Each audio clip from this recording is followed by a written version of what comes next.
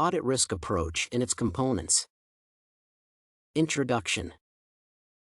Before carrying out an auditor should plan effectively so that she can seal any loopholes that can allow misstatement in the financial statements. The auditor should ensure a sufficient understanding of the internal controls of the firm under investigation. An audit risk approach indicates that the allowance that the books of accounts could be misstated. The audit risk approach has two components, which include inherent risk and control risk. Main body. Inherent risk is the probability that an account balance or class of transaction is misstated either materially, individually, or when balanced off against other balances or classes elsewhere disregarding any internal controls. It can occur either at the financial statement level or at the account balance or class of transaction levels. Transactions are assessed depending on how complicated they were and further, the need for expertise. If any complex or abnormal transactions were completed in the period, inherent risk is considered. Assets require consideration due to their being susceptible to loss or embezzlement, especially those that are highly liquid. In the case of Comptronix Corporation, there were many inherent risk factors present in the audits of the 1989 through 1992. The management of the firm had access to too many books and places that enabled them to misstate and cover up their fraud. They could bypass the process of the audit trail and also access to shipping and invoice documents. The manipulation of the cost of goods and the inventory accounts against the set standards indicates an increase in inherent risk. In auditing, two wrongs do not make up a right. The auditors could manipulate different accounts over the period under audit in order to cover up their wrongs.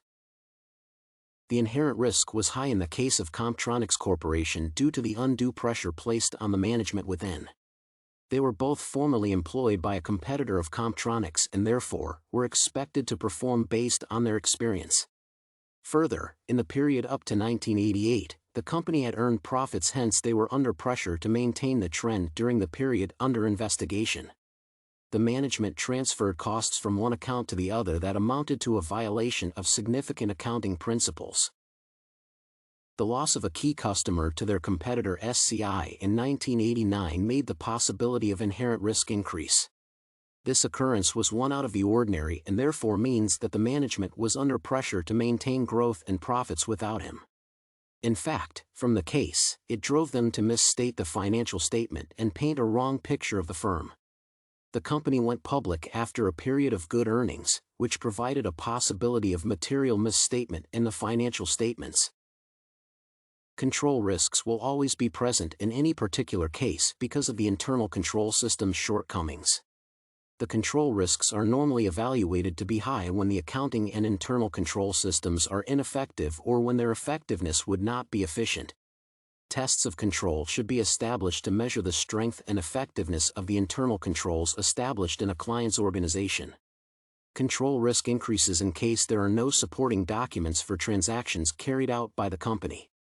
For example, considering Comptronix, the directors refused intentionally to record the sales and purchases journals as it was required by the controls. Further, when Mr. Medlin destroyed all the shipping and invoice documents to ensure that they were not mailed shows control risks. Control risk will increase when the controls in place do not leave a trace for the audit to be carried out. This means that in case of a transaction, no one can come back and follow the flow of the same from beginning to the end. There is importance in identifying who actually authorized the transaction and not merely who was responsible for authorizing it. In the case of Comptronix, the two directors, Mr. Shiflett and Mr. Medlin, could approve payments without following the normal trail for purchase of assets by accepting only an invoice. This gave room for them to allow cash disbursement using a fake vendor invoice to a junior clerk who did not question anything but simply obeyed by preparing a check. The board of directors of the firm was not in a position of pointing out the fraud even though they might have been having prior knowledge of the same. The board consisted of up to 28.6% of inside directors and the rest of the board through external. They had an interest in the company. One of them acted as the outside general legal counsel while the other one had an interest in one of Comptronix's customers. Such poor controls within the management raised eyebrows and contributed to poor internal controls within the board and consequently the company. Conclusion. Audit risk assessment is an important factor in the preparation and planning of an audit.